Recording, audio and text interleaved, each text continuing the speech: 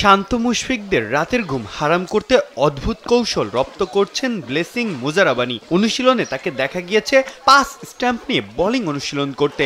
3 স্ট্যাম্পের পাশে আরো 2টি স্ট্যাম্প লাগালেন, গুড লেন্থের জোনটায় বসালেন লাল টেপ। এরপর জায়গায় দাঁড়িয়ে বল ছুড়ে পরে ফুল রান আপে একের পর এক বল করে গেছেন চতুর্থ ও পঞ্চম স্ট্যাম্পে।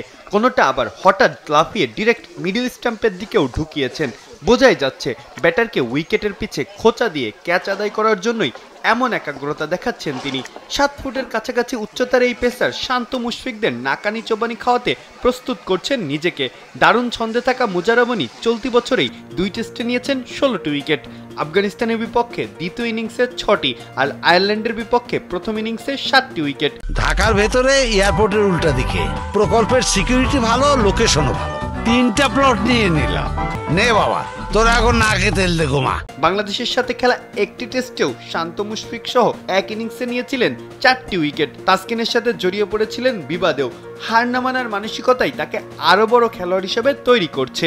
মাত্র 10 টেস্টে নামের পাশে 41 উইকেট সেই কথারই সাক্ষ্য দেয়। বোঝাই যাচ্ছে 2 ইনিংসেই তাকে সামলাতে বেশ হিমশিম খেতে হবে বাংলাদেশকে। তিনি প্রস্তুত, বাংলাদেশ প্রস্তুত তো।